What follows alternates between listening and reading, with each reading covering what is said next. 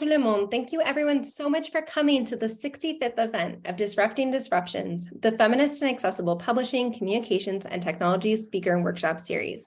I'm Dr. Alex Ketchum, and I'm a professor of Feminist and Social Justice Studies at McGill and the organizer of this series. The Feminist and Accessible Publishing, Communications, and Tech Speaker and Workshop Series seeks to bring together scholars, creators, and people in industry working at the intersections of digital humanities, computer science, feminist studies, disability studies, communication studies, LGBTQ studies, history, and critical race theory. I'm so excited to welcome you all. We have a few more events this semester. On November 17th, we will have a workshop on preparing your materials to donate to LGBTQ+ archives with folks from the Archives Gays du Québec, the Archives Lesbiennes du Québec, and the McGill University Archives. On December 1st, Dr. Biella Coleman will be speaking about her work on hackers, and on December 8th, Dr. Annalee Newitz will be speaking about feminist and queer science fiction. All three events will be virtual, free, and professionally live captioned. You can find our full schedule as well as video recordings of our past events at disruptingdisruptions.com. So that's the redirect URL, disruptingdisruptions.com. The other one is way too long to remember. You can also find our list of sponsors, including Shirk, Milieu, Mila, Rakath, and more. So for today, we have a Q&A option available. So throughout the event, you can type your questions into the Q&A box, and there will be some time during the second part of the event for Nicole to answer them. We can't guarantee that every question will be answered, but we are grateful for the discussion that you generate. Thank you today to our captioner, Brooke. As we welcome you into our homes and our offices through Zoom, and you welcome us into yours, let us be mindful of space and place. As many of you know and have attended our events before, past series speakers Suzanne Kite and Jess McLean have pointed to the physical and material impacts of the digital world. While many of our events this semester are virtual or hybrid, everything that we do is tied to the land and the space that we are on. We must always be mindful of the lands that the servers enabling our virtual events are on. And furthermore, as the series seeks to draw attention to power relations that have been invisibilized, it's important to acknowledge Canada's long colonial and current political practices. So this series is affiliated with the Institute for Gender, Sexuality, and Feminist Studies of McGill University. And McGill is located in Tiohtià:ke, Montreal, on unceded Kanien'kehá:ka territory. Furthermore, the ongoing organizing efforts by Indigenous communities, such as the Wet'suwet'en people at the Unistoten camp, water protectors, and people involved in land-back movements make clear the ever-present and ongoing colonial violence in Canada. Interwoven with this history of colonization is one of enslavement and racism. This university's namesake, James McGill, enslaved Black and Indigenous peoples. It was in part from the money that he acquired through these violent acts that McGill University was founded. These histories are here with us in this space and inform the conversations we have today. As past series speaker Dr. Max Libreron writes in their book, Pollution is Colonialism, to change colonial land relations and enact other types of land relations requires specificity. So I encourage you to learn more about the lands that you are on. Nativeland.ca is a fantastic resource for beginning. Now for today's event, which I'm so excited to welcome you all to. Nicole J Georges is a writer, illustrator, podcaster, and professor from Portland, Oregon. Nicole has been publishing autobiographical comics about her queer beginning life for the past 25 years, evolving from teen zinester to graphic novelist.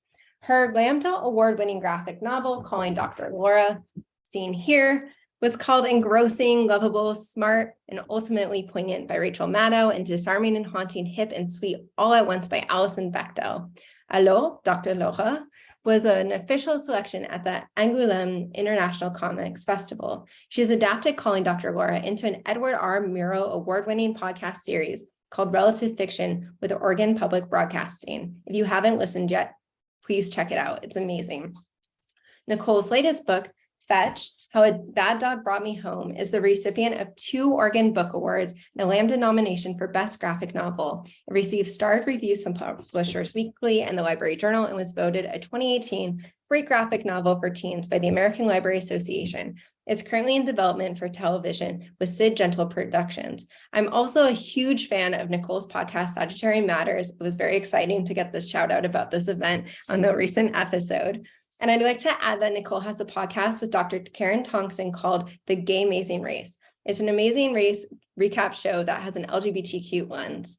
And I listened to it even though I've actually never watched the Amazing Race. So it's so entertaining. So definitely check that out as well. So please join me in welcoming Nicole Georges. It's so great that you're all here, and I'm so excited for this event. Thank you.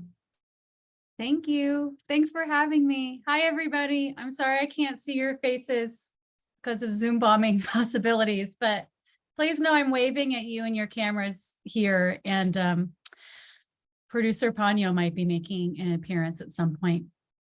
So hi, I'm Nicole. I am here on Tongva land in Tahunga, California, and I'm going to give you a little bit of a process talk about my life with comics, zines, how I made my book Fetch, and then how I got into podcasting after that. And also some of my methodology, the things that run through my mind, the reasons why I do what I do. I have a mission statement for everything that I do, and I do a lot of stuff.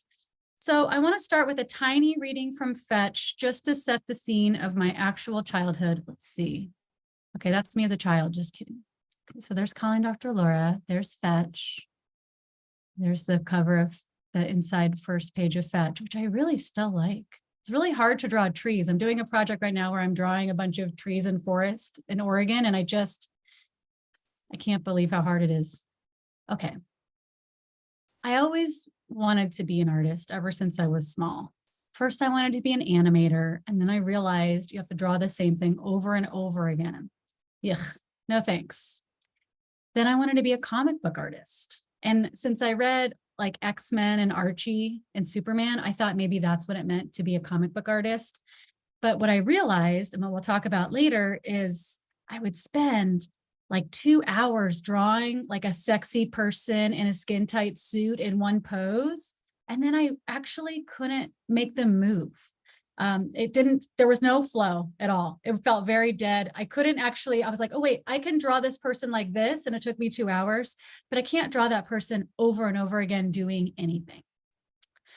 So then I'm trying to move some of my Zoom panel stuff. I applied to one of those online correspondence courses to draw. I learned how to draw a turtle as a beatnik, and I sent it into a correspondence course. And the representative came to my house. I showed him my Clockwork Orange art. He said, this is great, but it was too expensive. So I couldn't do that. I went back to the drawing board and I started doing a zine.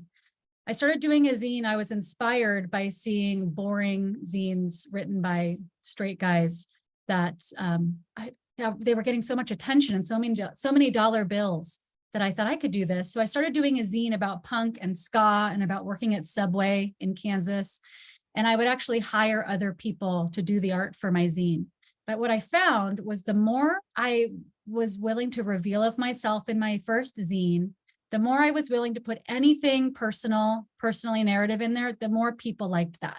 And the more feedback I got, that people wanted to see the human being behind the publication. Because there's plenty of publications that pretend to be objective or pretend to have no human beings behind them. But anytime I gave people a slice of life, they liked it. And at the same time, I was discovering through punk music, I was discovering Riot Girl zines, and I was discovering confessional zines and autobiographical comics. And I realized that you could write and draw your own life. So I started writing about my dog, Beja. I started trying to do the thing that was important to me. So the zines I read that were important to me were confessional feminist zines that talked about really important issues from a first-person perspective. So they talked about racism, classism, sizeism, ableism, mental health, abuse, homophobia, transphobia, all kinds of stuff. And that was so important for me to see. And so I wanted to pay that forward. So I did a zine that was kind of like that. And immediately all the punk boys that I hung out with were like, whoa, that was really too much. But I still kept going because even if like one person liked it, that was enough to keep me going. And so sometimes punk girls would say, hey, I read your zine and I loved that. A comic I found that I loved was called King Cat by John Porcellino. I really recommend it. It's one of my biggest influences even to this day. And I realized you could do these confessional, kind of meditative, personal narratives in a simple form, in a simple drawn form that was still really artful and really considered. This is my artistic training. I'm a self-taught artist, and I do have a sandwich artist certificate from Subway. This is me about the age that I started doing zines. So the zines completely changed my life, and I just wanted to be part of it. I'm going to stop that slideshow really quick. My slideshows got a little messed up, and so I have it in 2 slideshows. But I'm going to tell you something before I show you the next slideshow, which is about the making of Fetch, my second graphic novel. So I started making these zines, and then I moved to Portland, and I was doing more and more diary comics, and I wasn't showing anybody my diary comics. And I decided that I was going to put them together and make one, and I called it Invincible Summer after a Camus quote that I found on a bookmark somewhere.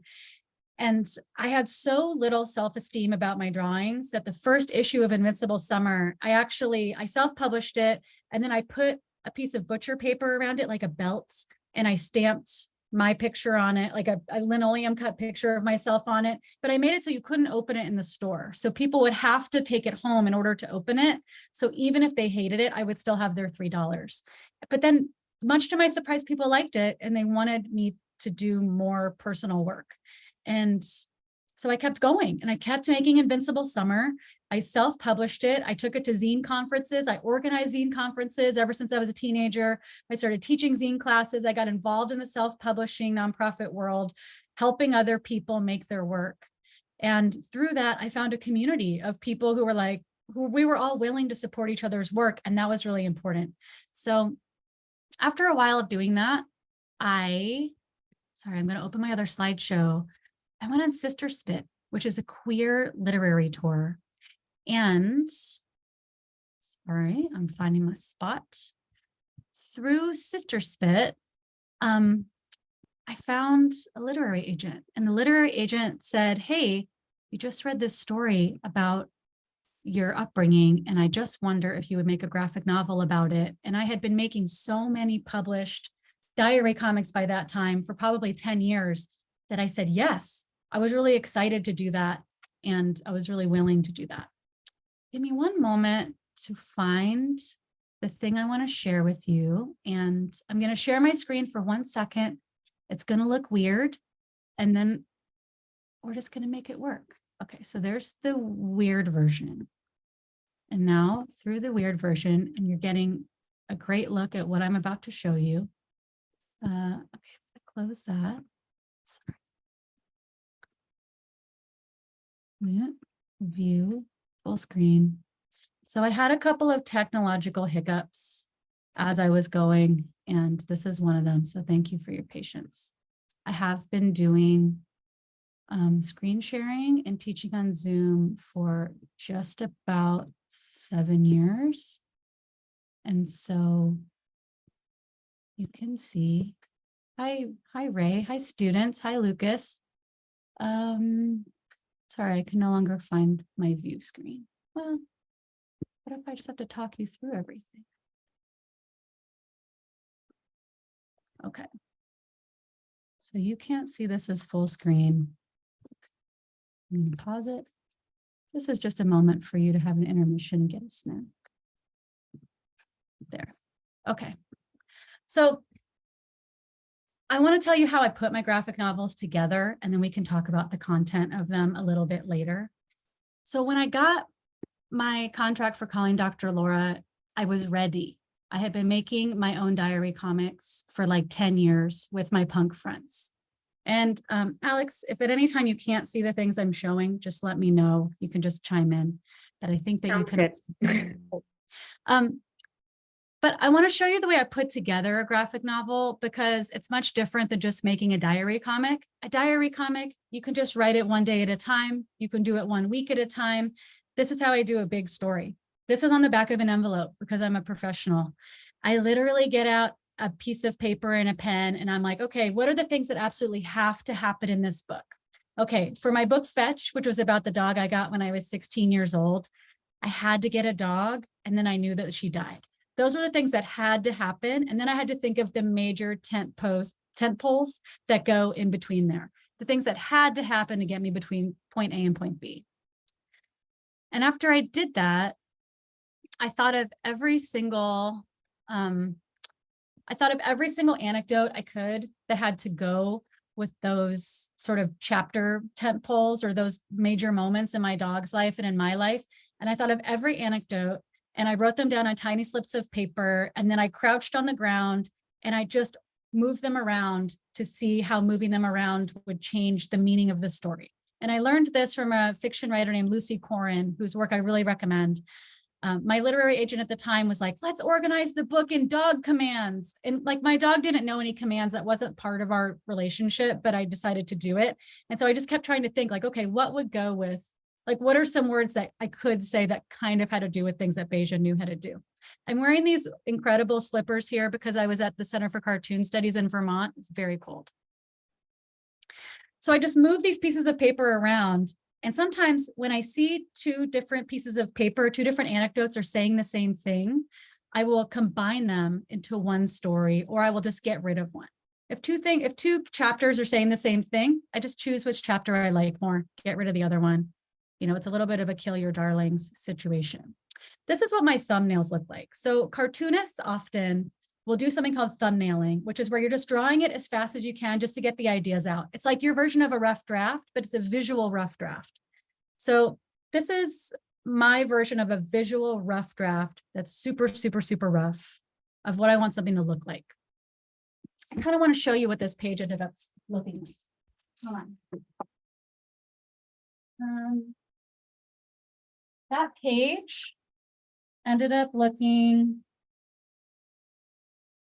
like this. So you can see the rough draft versus the finished page is quite different, but you have to get it out. You have to get your first draft out as fast as you can. The other thing I do is I do a lot of Linda Berry style X pages, which are free writes, timed free writes, where you're sinking into the moment that you're going to be writing and drawing about, and you're writing down all the sensory information that you can remember. Everybody who was there, everything that you remember, and some of this will end up in your comic as writing, and some of this you will draw. I put all of my rough drafts, all of my thumbnails in these little books. I also interviewed people from my life when I was making Fetch to try and get more tactile information and more anecdotes and try to get more details. And these are the things that I would ask people. So people like my family, my roommates from that time, my ex who I had the dog with, anybody who knew me in Beja, I asked them about my dog when I was writing a book about her. Again, this is the party scene. And if you look at my tiny Zoom picture, I'll show you, this is the party scene that is the thumbnail for. It's about my dog attacking a child at her own dog birthday party. And depending on your stance on children versus dogs, you know, you'll have a different perspective on that page. But this is what my thumbnails look like. This is how scratchy they are. Scratchy, scratchy, scratchy, just so I can get out the things that people said. Like this page came from a direct interview where one of my friends said, oh yeah, I remember the first time I met Beja, you told her, I said she was so soft and you told me you just gave her a VO5 hot oil treatment, which was not a true thing, but I did tell her that. Beja didn't have a VO5 hot oil treatment, unfortunately. I took myself away on a writer's retreat to finish writing Fetch because I need a lot of space for that thumbnailing process. I also made really elaborate goals for myself. When you're working on a long project like a graphic novel, it takes forever. And so I like to set goals and then make a progress thermometer. Progress thermometer outline means I've penciled it, filling it in means I've inked it. I also pose for my own drawings because there's no way for cartoonists to know which way a hand goes unless they actually see somebody's hand. So I like to pose for my own drawings. A lot of cartoonists do this, including Alison Bechdel. A lot of cartoonists whose work you've read have a lot of pictures like this in their phones or cameras of themselves doing different hand motions and different physical things, so you can see what it looks like. I work at a drafting table. I'm working at the same drafting table right now, and I work almost 90 degrees up and down when I'm inking. You can see that here. I traveled a lot while I was doing Fetch. I have a travel drafting table. and I put it almost straight up and down so that I don't have to hunch when I'm inking. And then you see those pages that are pasted up there on the television set, I guess, and my progress thermometer is looking good there. But I have those pages pasted up so that I can, for continuity, remember what people looked like, what people were wearing, what's supposed to look like what. So we moved a lot while we were working on this book. And one of the places that we went to, which is where my podcast, Sagittarian Matters, started, was Richmond, Virginia. I was doing a writer in residence fellowship thing for the College of William and Mary. And I lived in Richmond, which was about 45 minutes away from the school. And I still had to work on my book. So you can see underneath the table, I have like a bunch of notebooks set up. You can see I have my portable drafting table. I have my production assistant here. I have my snacks. I have all my stuff. But it got really lonely. It got really isolated. I only had one friend in town. And it was at this moment that I got to start my podcast, Sagittarian Matters, which made me really happy. So throughout time, I've been an artist, I've been in community with artists, and I've also been teaching. And I kept having these conversations with cartoonists and musicians and professional artists behind closed doors that I really wished my students could hear, that I wished I could share with my students, because I felt like there was no reason for this to be privileged information about how professional artists do things or what they think about stuff or like how they got published, et cetera. And so I decided to start a podcast. As a kid, I was always drawing and I was always recording my own radio show. As a teenager, I was trying to record my own like audio documentaries. I went on something called the Primate Freedom Tour, which was a political animal rights tour. Everybody, when I left, the rumor was that I was a narc for the FBI because I was interviewing everybody with my little tape recorder about who they were and what they were doing there. But it's just because I like talking to people and I want to get it on tape because I think their experiences are important. So here, when I was in Virginia, I put something on Facebook. I said, hey, does anyone want to do a podcast with me? I'm looking for a producer. And my friend Chris Sutton, who I'd been on tour with when he was in the band Gossip, we had toured around Europe together because I was dating someone at the time that was playing with the band. So I was there in the tour van. And so we knew each other. And he said, hey, I've wanted to be working on a podcast. I would love to work on this with you. And it was just magic. And I'm sorry to say, the DIY part of that is that I have a friend that enjoyed, editing audio and doing stuff in GarageBand. I'll talk about it a little bit more later. But it was magic. I just said, okay, I'm going to interview these people. And then I would interview them. I would send the interviews to Chris. He would edit for Vibe, and then he would publish them for me. I'll talk more about that in a little bit, but this is where it started. And it was a real lifesaver to be able to talk to my friends for a reason while I was in Virginia doing that residency. This is what my pages looked like. As I traveled around, I had this hard suitcase full of these pages. The suitcase is probably 80 pounds, I think. The book was 300 pages. And this is what it looks like. Towards the end, I was getting a little bit ragged. There's my progress thermometer. These are some of my notes to myself. My wrists have been in different stages of falling apart since I made Calling Dr. Laura. And so I have to treat myself kind of like an athlete as I make graphic memoirs, graphic novels. I feel like I always am freaking out my students who have drawn like 6 pages of comics in their life. And they're like, is my wrist falling apart too? And I have to say, no, my wrist started falling apart after many car accidents and many years of making thousands of pages of comics. Don't worry about it yet.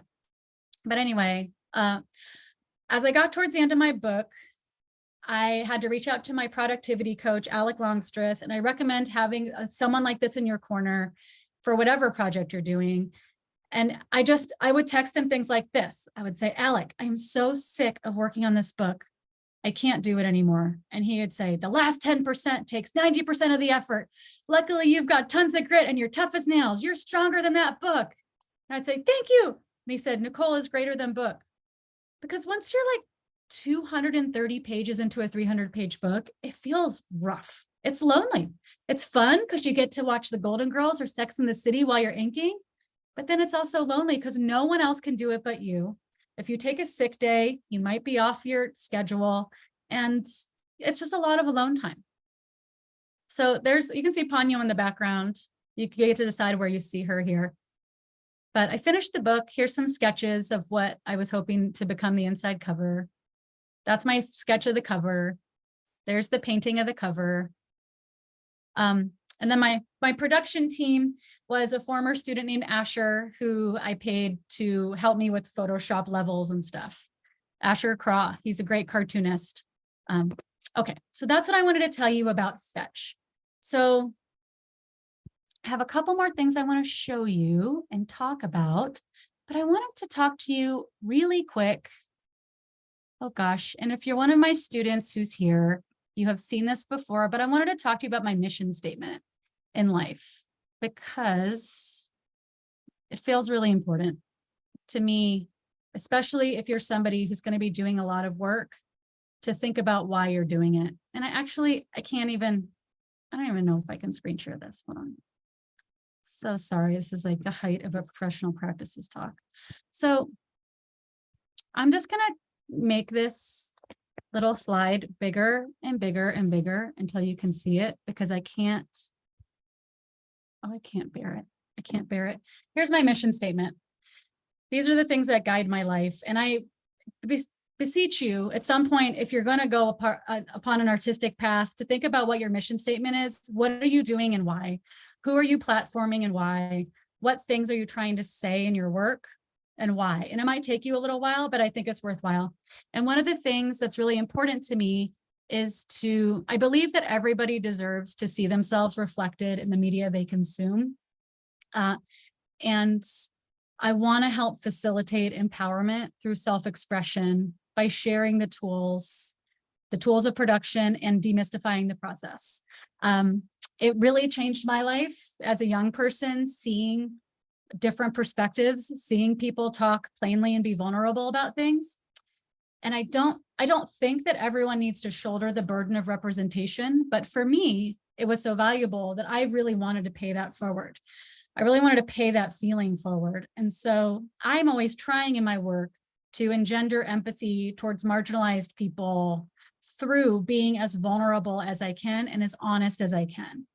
Because I mean, really, if there's even one person whose story is like my story and they feel something and feel not alone, then it's worth it. I don't know why I'm really getting broken up. But the last thing is, I really want to help animals. That's the reason for the season. I would be happy to ditch every single personal narrative if I could just help animals for the rest of my life. But I do have a lot of personal stories to tell in the meantime. And I really want to keep making them. The last thing I want to say as part of my mission statement is something called shine theory, which was coined by Amina Toussaint and Ann Friedman from the podcast Call Your Girlfriend. And the theory of that is if you shine, I shine. So basically that's, if you rise, I rise. If you get something, bring other people with you. If there's a door that starts to open for you, wedge it open, bring some other people in. If you get a platform, invite other people to that platform, use it for something besides just yourself.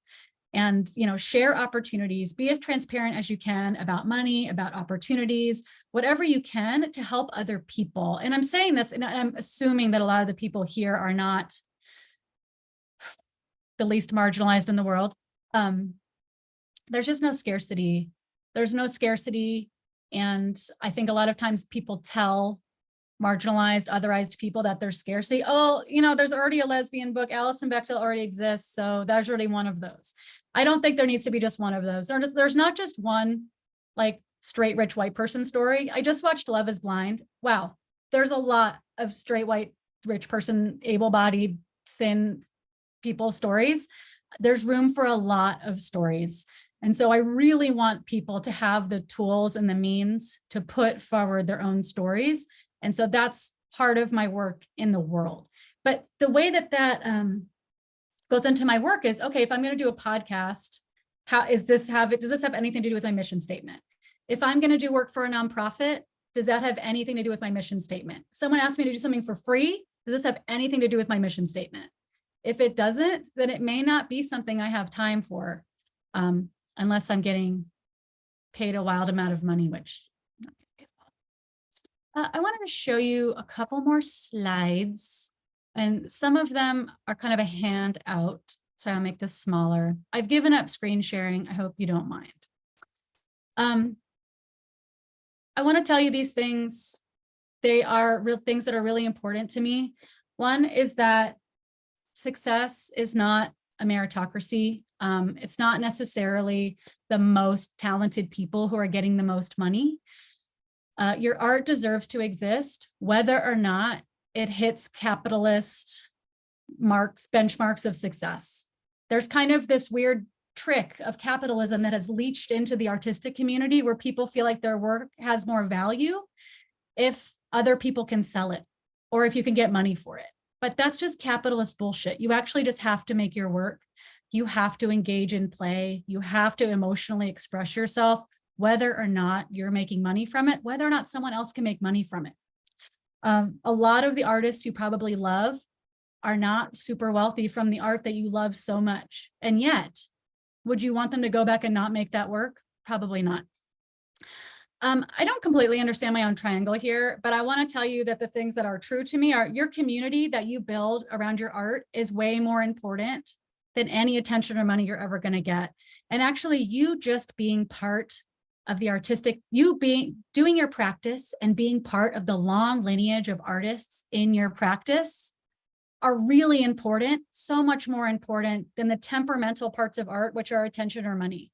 That's just not the most important thing. The most important thing is your community and your practice and your focus and you getting to spend time with yourself, because that is the longest relationship you're ever going to have in your whole life. Okay, I wanted to say that. And then here's my little handouts. And I think that you can see these. And I can also send these to anybody, or I can post them somewhere. You can go get them. I could post them for free on my Patreon page. So you can just go and download them if you want. But here's my comics, bare bones, basics that you have to know. You have to read a lot of comics. You can't just waltz into comics and be like, I've never read a comic. And I mean, you can, but it's going to take you a long time to figure out how comics operate on your own. No need to be a caveman. No need to stick your hand right into the fire. Another caveman has already built that fire. Read their comic. Really take it apart, see how it goes. Oh, people read left to right, then up to down. Like, how do I read things in order? How does this person make this work? Read a lot. Also read a lot of prose. Don't just read comics. You can't just read comics and be a good writer. I'm sorry, I just don't believe that you can. You have to read a lot of comics and read a lot of other books. Draw a lot. Draw all the time. I don't care what you're drawing. Just draw a lot and then write a lot. Oh, but I want to draw comics. Just write. Just figure out how to get things out of your head onto the page, then you can decide what parts need to be drawn. If you're just beginning, if you're like, I kind of want to do a comic, but I've never done it before, learn to draw on physical, actual paper. I'm really an ancient dinosaur. I don't want you to learn to draw using Procreate or an online thing unless for accessibility reasons, like a disability reason, etc., like an actual reason. If there's an actual reason in the whole wide world why you cannot use a pen and paper, if you can use a pen and paper, please do. You're going to become a better drawer if you learn to solve problems on the page as they come. And I'm really sad to see so much comic art looking homogenized by people all drawing on Procreate and their shit all looks the same. And the way that you get to the weird way you draw is sometimes by drawing on physical paper. And then if you are like, oh God, I have such a boner for Procreate, then you can take that drawing style to the computer program if you must. But I really want you to just draw on paper as much as you can. If you like a comic, if you're like, oh my God, I love Nicole's comics, copy one of my pages of comics. If there's somebody whose drawings you like, the way they draw characters, the way they do a page, copy their page. See how they draw a nose. See what they include in the page. What do they exclude from the page? It's okay to copy to learn. Doesn't mean you're copying that and then publishing it as your own. You're copying it, learning something, seeing what you want to take into your practice or not. Self-publish physical comics. It's really hard to do. It's harder than you think. And then give them to people you like, cartoonists you like, publishers you like, your friends, your family, your teachers. Build a community. Show people that you're making comics by giving them your comics. At first, your drawings just need to be functional. They just need to get your character moving around, telling a story. Your comics may not look like what you want them to look like in your mind's eye, but that's okay. You have a visual handwriting, and it probably looks a lot cooler to other people than it looks to you because we don't know how it's supposed to look. As long as they can function, even if you draw a triangle with eyes and a nose, that's fine. You could bring me to tears drawing a triangle with a face on it with legs. I would follow that triangle story if you told a good enough story. It doesn't have to look like anything. If you're a memoirist, I really recommend doing a million billion X page writing exercises. You can Google Linda Berry X page exercise. You can get her book, Making Comics. It's in the end. You can take one of my graphic memoir workshops. We do a ton of these together. And the last thing I want to say, if you're a memoirist, is write with the door closed, edit with the door open. And if you're one of my students who's in here, you've heard me say this a trillion times, but you have to write like your family's dead. Sorry, family. Bless your family. I wish them all the best.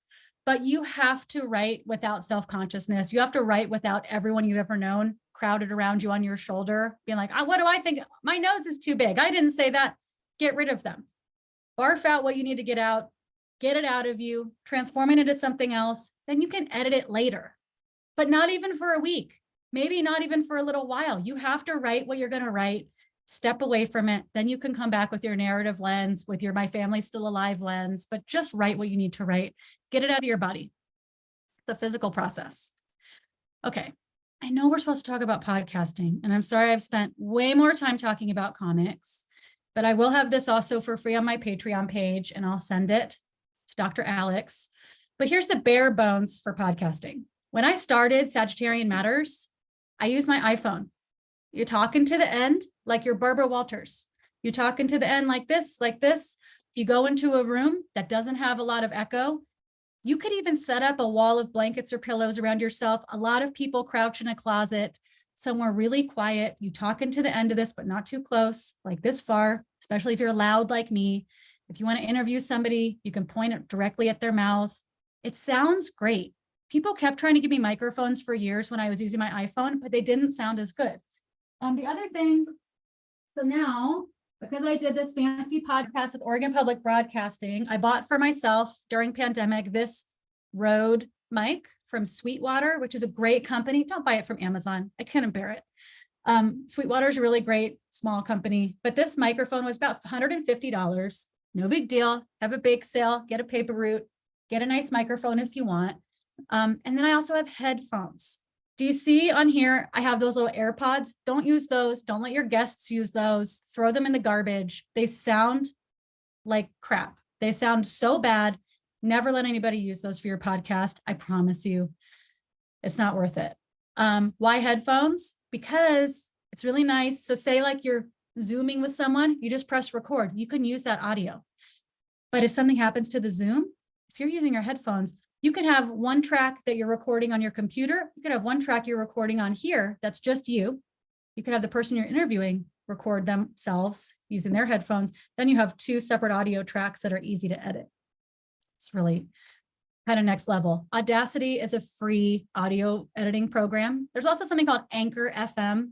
I don't know if it's owned by Amazon. You can look that up, but that's also a really simple way to make a podcast.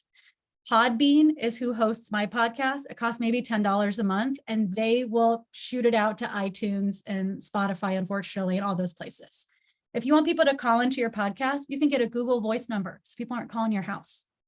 When I do podcast, I really am always asking myself, like, who am I platforming and why?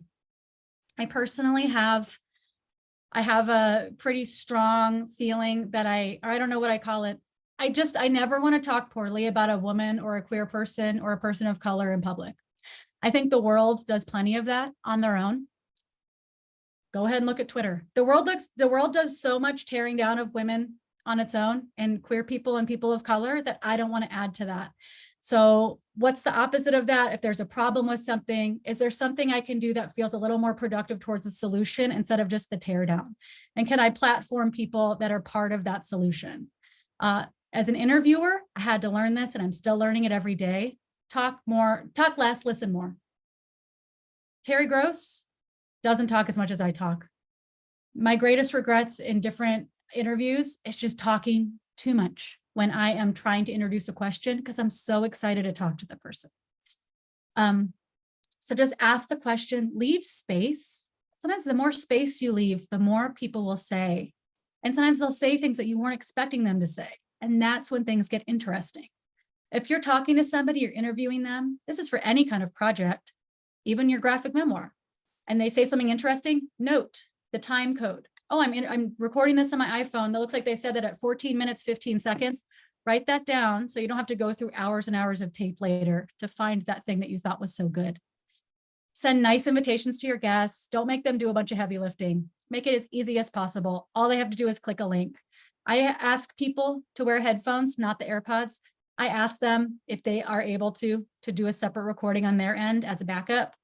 That's all I ask them to do. I do their bio. They have a website. They have Instagram. I do all that stuff for them. And same thing as with comics. When you're listening to a podcast, the next time you're listening to your favorite podcast, that's maybe like one you want to do, write down all the parts. The parts are like, do they have a short intro before the music? What's the music? What do they say before they start talking? Do they have segments? Do they have advertisements for their own stuff? What are the parts of their podcast? Write all that down because you're going to have to do all of that stuff. And you have to think, how are you going to pay yourself and your producer? Are you going to pay them? My producer, Chris, and I for Sagittarian Matters, he kind of just wants whatever money we can get from people just sending him money like it's a telethon. We didn't want to set up a formal payment thing because we didn't want to monetize it in that way because it is just fun and it's DIY. And that's why we wanted to do it. But when I did a podcast with Oregon Public Broadcasting, that was separate. And I had to negotiate for money and think about how long I thought it would take me and get money from Oregon Public Broadcasting. And with that podcast, Relative Fiction, which I really encourage you to listen to, I had a co-writer, my friend Claudia and I, who was a producer. We wrote it. We had an editor producer named Sage. And then we had people to do the mixing and the mastering. My friend Carolyn Pennypacker Riggs did the music. Think about all the different parts of a podcast. And then if you're doing it by yourself, what's the bare bones version of that? Relative Fiction wasn't the bare bones version. It was like a big produced version of something. And for the Gay Amazing Race, which I do with my friend Karen Thompson, we have a producer whom we send our audio to, who we send our edits to. We have a social media intern who they all get paid through USC. And so Karen and I show up every week. We have our audio setups. We record the Zoom when we interview contestants from Elimination Station on the Gay Amazing Race. And yeah, so that's pretty much everything I have to say, but I'm really open to hearing what people want to talk about. What do you want to know more about? Dr. Alex Ketchum, what do you want to know more about? I'm here. I'll tell you anything I know. Awesome. Well, thank you so much, Nicole. That was so wonderful. And it was so great to see your process photos too. So that was really wonderful. And we already had some folks writing questions. So I want to encourage people to write some more in. I'm going to start us off and then we'll go back and forth asking more questions. But my first question is, you work in so many different forms of media. You have your graphic novels, you have your podcasts, you also do a lot of teaching. And I'm wondering how this impacts your creativity. Do you find it helps working across different media or basically like how does it impact it? Good question. So when I started the Sagittarian Matters, it was partially because I felt isolated and I wanted to share these conversations. But I also wanted to do something that felt creative that didn't involve my hands. Because as you've seen, like my shoulders, my wrists, I have some physical issues. And so I wanted to have something that I could keep doing that would feel fun and creative, that didn't involve putting more strain on my wrists. Like I had to stop sewing. I used to like embroidering, cross-stitching. I used to sew sock monkeys and stuffed animals. And I just had to make some choices about where my arm was going to go and why. And so the podcasts do that for me, and it's really fun. The other thing is teaching. For many years, so I've taught adults, and then I also taught middle schoolers for a long time. Like I've literally taught, I think 15,000 students in the Portland metro area from 2000 to 2018. A lot of students, and it's nice because it actually, even teaching them the very basics of comics, which are the basics for adults and kids, it helps in me just reinforce the basics of readability and pacing and just legibility. And that is an all ages across spectrum thing of just like me having to remember every single day, here's how a comic is read. And the more you understand how a thing is done, the more you understand the rules, the cooler it is when you break them, because then you can break them and have it be legible instead of not knowing exactly what you're doing and breaking them and having it just turn into like a smorgasbord mess. And so that actually, my students also really inspire me all the time, and it's fun to feel their energy. And actually, I realized at some point, it helps connect me to a younger comics community by teaching adults for so many years. Awesome. Well, thank you so much. Our first question, that's not from me, comes from Haneen, who writes, how do you get over scary blank page syndrome? There are so many art projects that I want to do, but when I sit down to do them and get ready for the first step, something happens inside me and I freeze. How do I figure out the steps? I imagine them so clearly finished, but not how to get there. Oh no, Haneen, I need you to get over that because I need to read your work. Okay, gosh. So the process, first of all, you just have to put any kind of like, you just have to really do like, oh, the destination is not the thing, the getting there is the thing. Oh, it's just, you have to let go of the outcome. You have to just completely divorce yourself from what could happen to this. And just, you just have to start. You have to sit down. You have to tell your body that it's time to work. So you're like putting your phone as far away from you as you can. I smack my students with a ruler when they try to do research while they're writing, when they try to do world building research. Oh, let me just look at how this looks on my phone. No, just smack it away. You can't have your phone or your screen anywhere near you. To turn everything off. Do what it means for you to get into your practice. So for me, that's like putting on a smock, turning on a certain candle, making sure no one's around. If people are around, I have to wear headphones. Noise can't like white noise. So I feel like I'm alone. And then I will sometimes set a timer for myself, and I'll do a warm-up exercise first. So I always have a side project. That's how I started Anonymous Fuzzball, my kind of therapy animal series, as I would sit down to do my book and I would be like, ah. So I would just get your body used to the thing you're doing. So I tell my body it's time to work. I start just moving my pen, doing a warm-up exercise, drawing something that's just fun. Not supposed to go anywhere, has nothing to do with anything. It's just fun. You're just getting yourself going. And then see if while you're in the physical action of that, it gets you ready to do something. If you actually get past the first step, I give myself tiny benchmarks. I'm like, okay, today I'm just gonna pencil. I'm gonna do like the roughest sketch of how these people are supposed to look. And that's all I'm supposed to do today. But if I do that, which feels like nothing, and then I walk away and I come back, the next day, I'm so excited to add more detail to those people. The other thing is, I would say, whatever your project is, go find the Linda Berry X page exercise YouTube video and just sit down, whatever your thing is. If you're like, I want to do a project about summer camp. I want to do a project about going to the zoo. I want to do a project about this serious political thing. Whatever the topic is, just go sit down, do the Linda Berry X page exercise where you make a list, you choose one of those things, you get into the zone, you do some writing.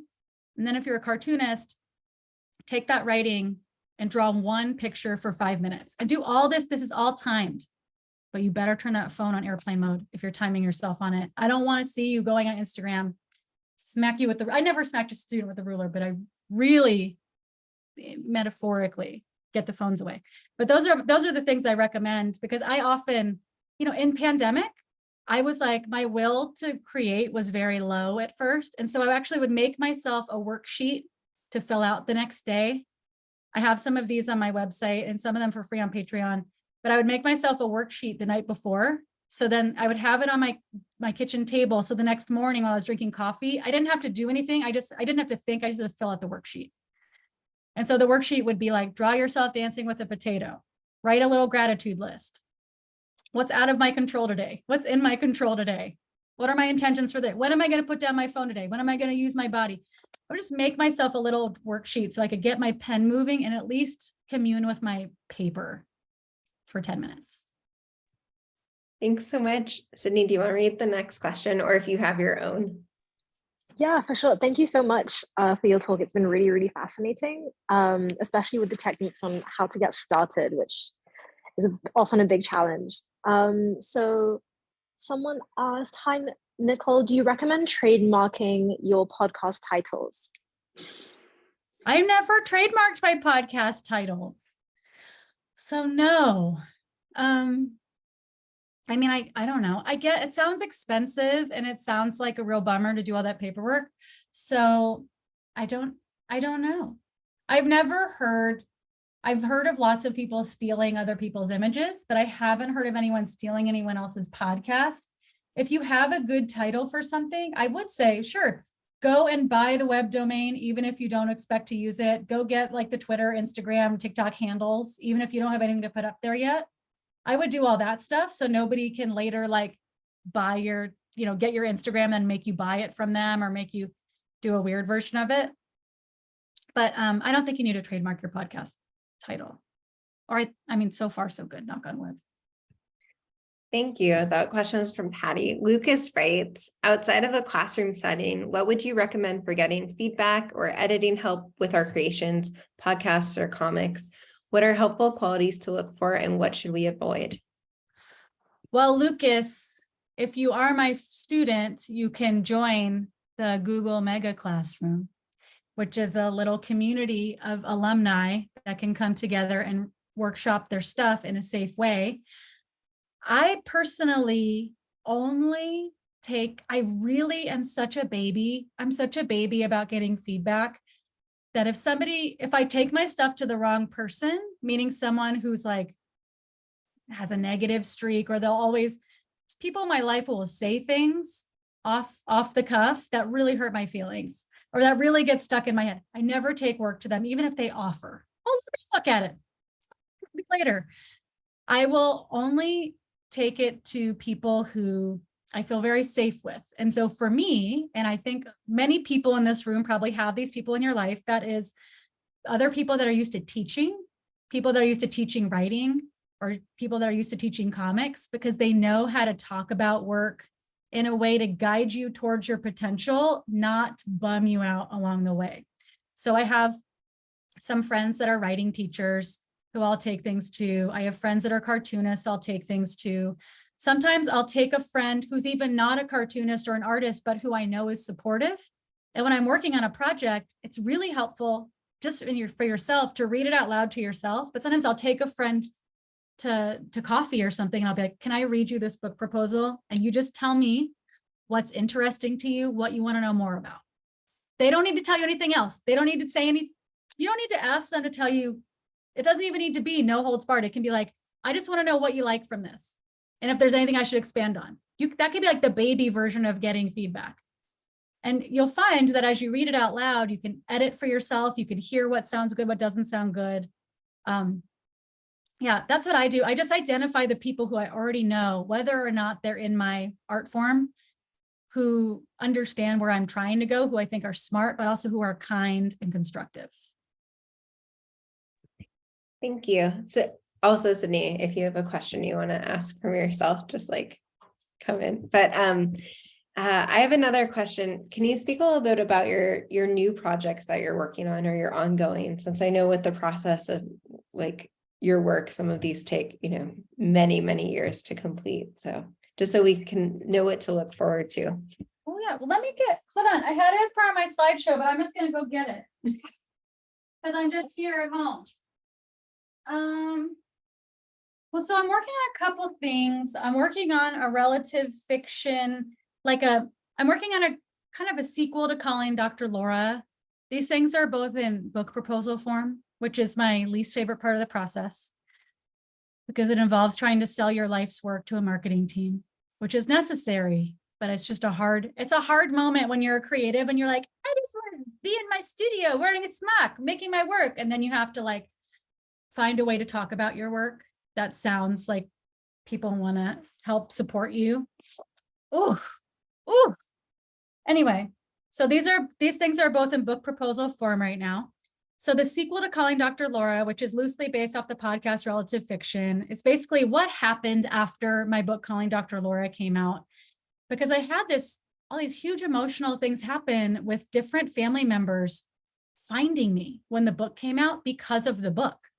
People I didn't even know existed. And it also kind of weaves in, my mom's side of the family is Syrian, and that's the only culture I ever grew up with.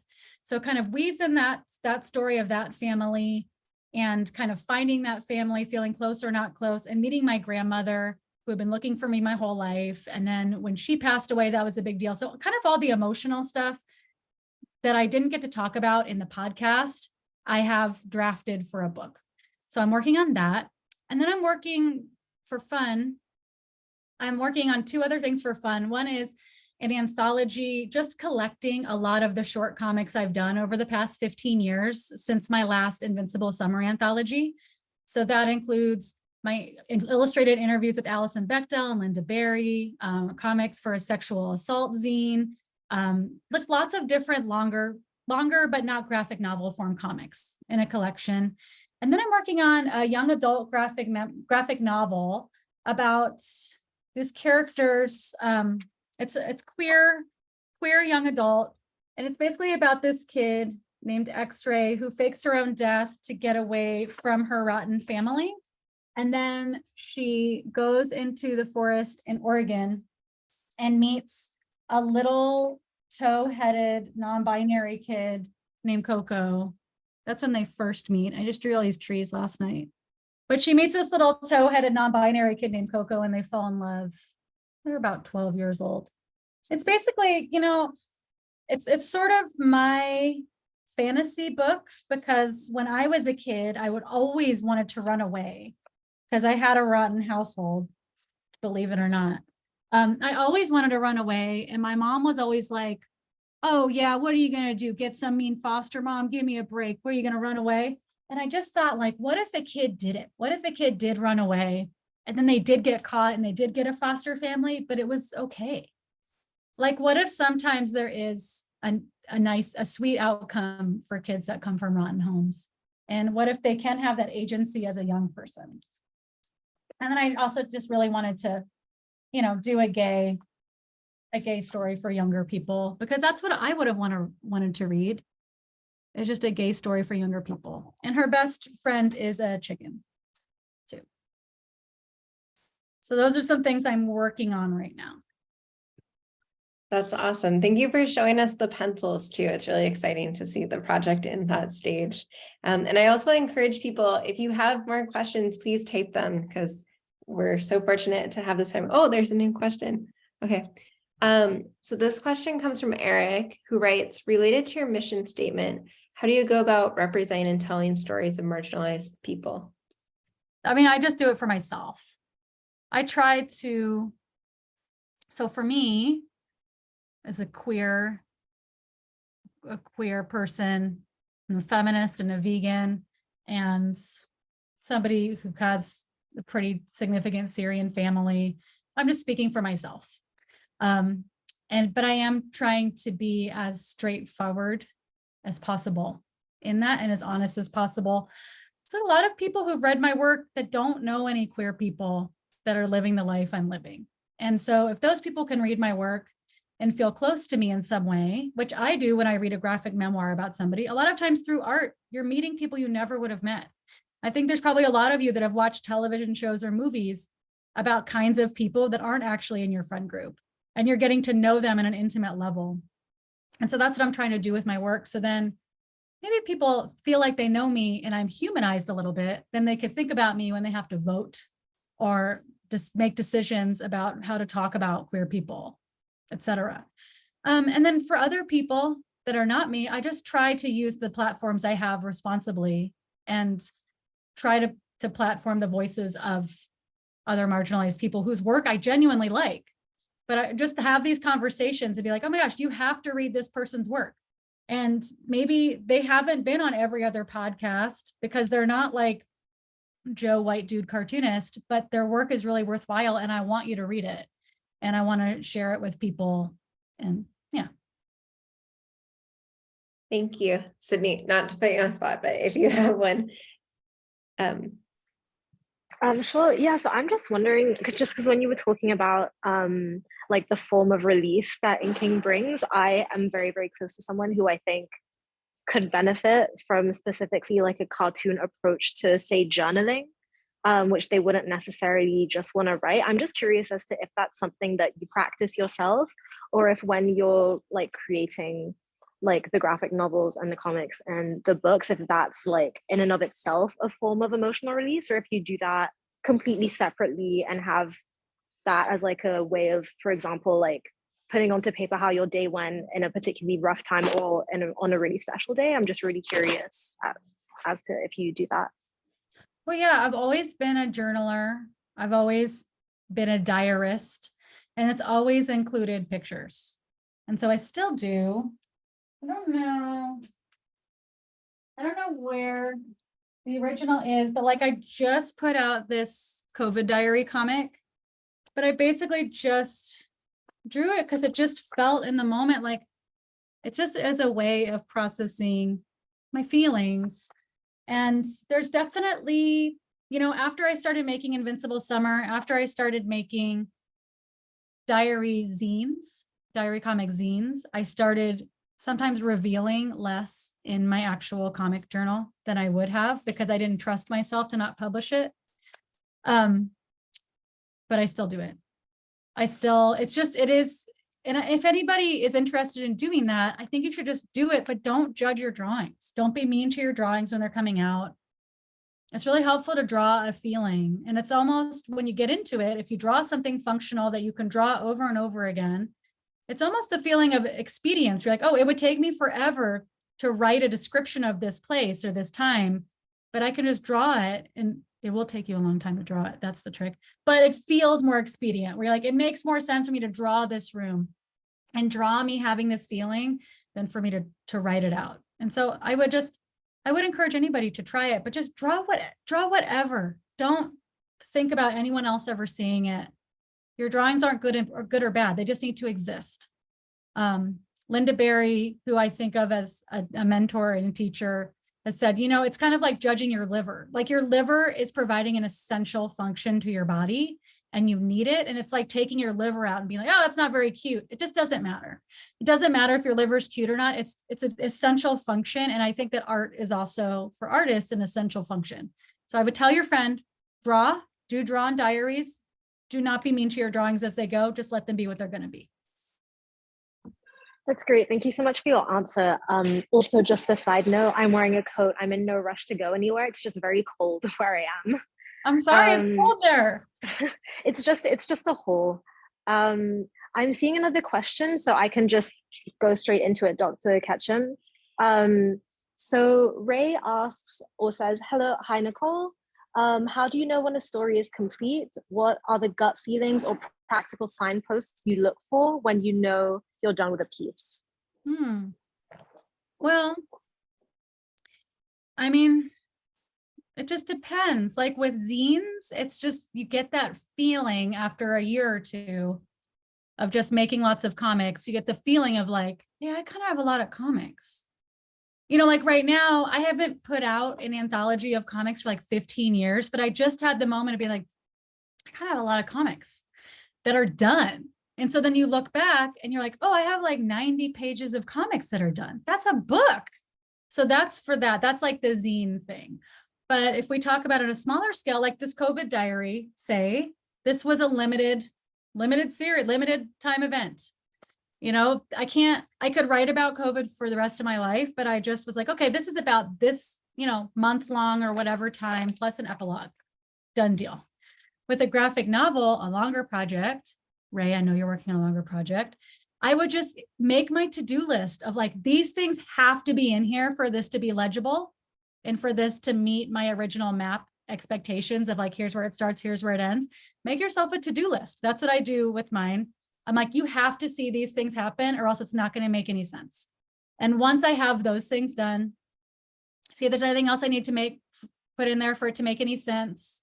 And then I just let it sit. I mean, for some of these things like Fetch and Calling Dr. Laura, I could keep writing these books forever. I could keep writing them for my whole damn life, but I just had to make a list.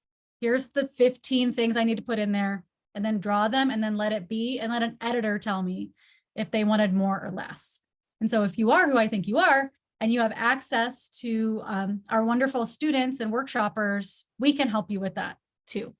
And whoever, everybody out there, whoever is, your trusted people who you let look at your stuff, or your editors, you can say, okay, here's my comics of these 15 things that happened in my life that all had something to do with each other. Is it done? Do you need to know anything else? And they'll tell you. Awesome. So I also have a question kind of about touring. You talk about like your Sister Spit tours, and like I know that you've also written about your touring with music and stuff, but I'm wondering if you can speak to how that's impacted your work and your creative process, but also how you keep your energy levels up, because traveling is exhausting, at least for me. So it is exhausting. Well, I think that comes from kind of the DIY thing / the not getting paid very much thing.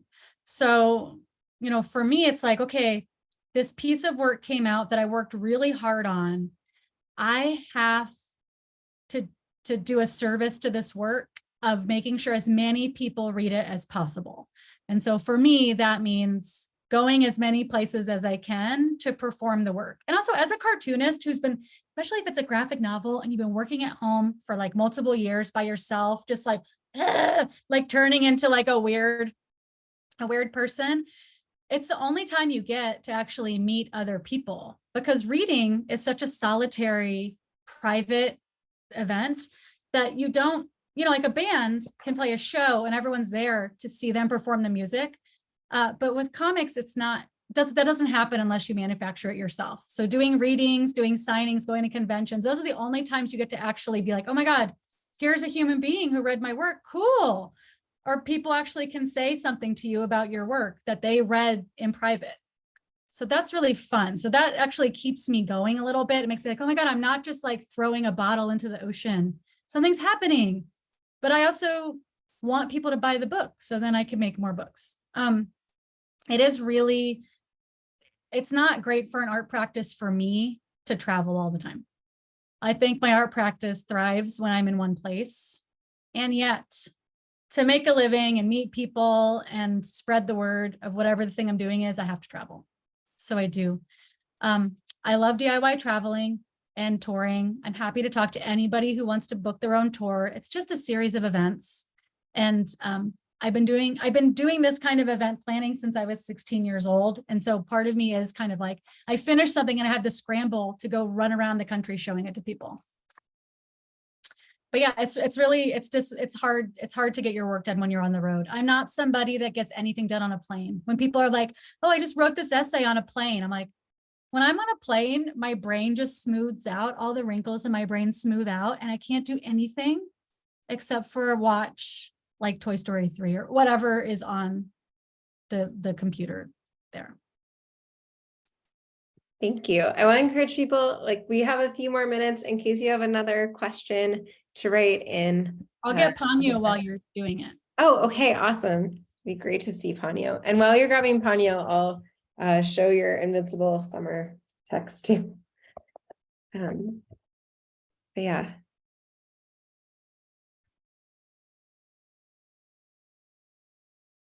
So please feel welcome to write in a question, but also no pressure to. Oh, hi, Ponyo. Dear.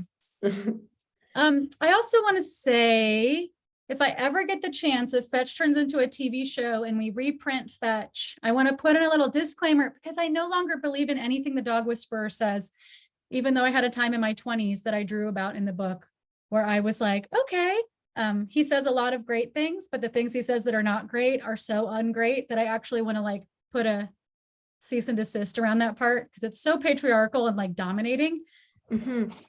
Can't deal. But I'm working on a series of positive reinforcement dog comics with my partner, who's a positive reinforcement dog trainer. So that might be coming down the hatch at some point. That's exciting too. And I think what you just said too brings up another question. Since your projects are, often over so many years, how have you dealt with your changing feelings towards your subject matter while you're drawing it? while I'm drawing it?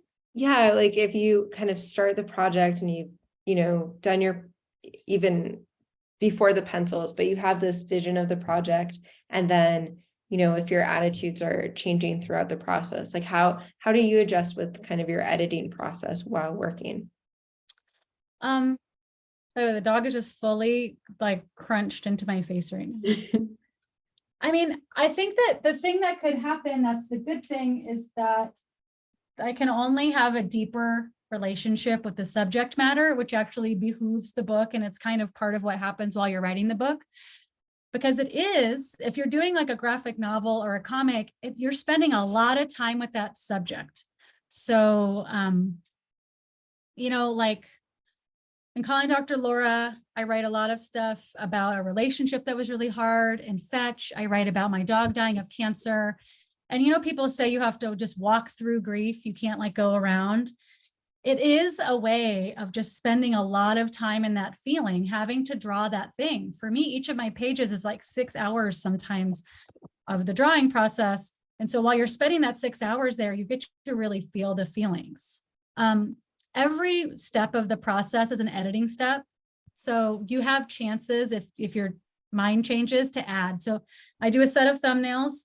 I do a legible set of thumbnails to send to an editor. Then I do my pencils. And then I do my inks. And so each of those is an opportunity to change something or to deepen something or to explain something that I didn't understand needed explaining until I showed it to another human being who was like, what are you talking about? Thank you. I think this will probably be the last question just because of time. But also if after this question you want to add anything else, please do. So an anonymous attendee writes, what would you like to do with Sagittarian Matters moving forward? Anonymous attendee, I don't know. I want to get an intern or a paid assistant, but then we need money for that because what are things I would like to do? What I want to do is different than what I'm going to do. So what I want to do is have like a Sagittarian Matters zine or book that has some of the best advice from our incredible guests. Like I have tons of cartooning advice from people like Alison Bechdel and Linda Berry and like all these cartoonists who I love. I have all these recipes from different vegan people. And then I have just a lot of like love and relationship advice from people like Michelle T. or Jessica Lanyadoo or Beth Pickens. I wish that we could have a series of books or zines. I would love to do those things.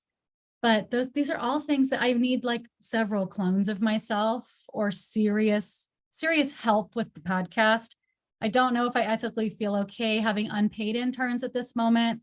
And yet I don't have the gusto to fundraise because none of us really get paid. So it's hard to say, but Chris and I really still like doing it. We started doing it in 2015. Our first episode came out in 2016 and we're still going strong. We've slow but steady. We've slowed down a little bit in the past year. Pandemic and other stuff has just worn me down, but we're still going. I have lots of good episodes in the can ready to go. Awesome. Yeah. I mean, through that podcast, I've learned about so many amazing artists and then have been able to share their work with other folks. And for people attending, Beth Pickens, who I first learned about through your podcast, will be speaking as part of the series in January. So that's exciting. Oh, yay. Yeah. So please come back for that event. It's 7:15 now. So if there's anything else you wanted to add before we wrap up. Well, I teach graphic memoir workshops. I'm going to be teaching some in early 2023. So follow me on Instagram so you can find out about those if you want to work on a comic. It doesn't matter what level you're at. You could be very new to drawing. You could be a seasoned drawer. It's really fun. I just really want people to make comics. So even if you make comics on your own, you can send them to me or don't send them to me. Give them to your best friend. I want people to make comics. I want people to express themselves. I want everyone here to amplify your voice for social change. It may not feel like social change because you're like, my life is boring. Who cares?